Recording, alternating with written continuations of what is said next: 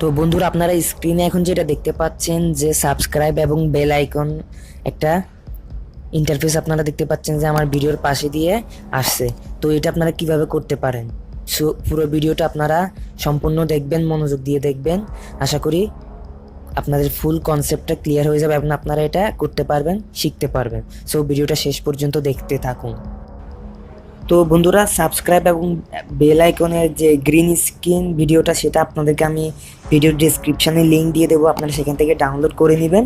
তারপর ডাউনলোড করার পর যখন আপনার ভিডিও এডিট করবেন তখন চলে আসবেন এডিটিং প্যানেলে। তো আমি কাইনমাস্টার দিয়ে আপনাদেরকে দেখাচ্ছি। তো কাইনমাস্টার আসার পর আপনারা নতুন একটি, যখন ভিডিও এডিট করবেন তখন নতুন করে এডিটিং প্যানেলটা খুলবেন। দেন যেটা করবেন, ধরুন আমি এই জায়গায় আমার সাবস্ক্রাইব আইকনটা লাগাবো, সাবস্ক্রাইব এবং বেল আইকনটা এখানে লাগাবো।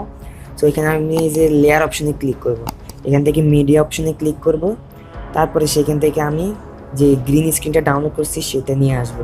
যে দেখতে পাচ্ছেন গ্রিন স্ক্রিনটা আমি এখান থেকে লেয়ার হিসেবে উপরে ছেড়ে দিব।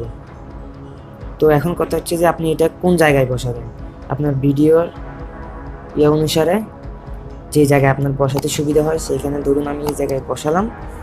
সো তারপর যেটা করবেন, নিচে চলে আসবেন, এই যে ক্রোমা কি যে অপশনটা দেখতে পাচ্ছেন এখানে ক্লিক করবেন।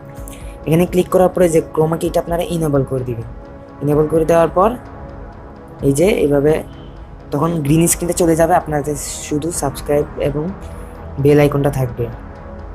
তো আমি আপনাদেরকে এটা প্লে করে দেখাচ্ছি। যেই ভিডিওটা আপনি এডিট করবেন সেটাকে নিয়ে আসবেন। তো সেটাকে এখানে নিয়ে আসার পর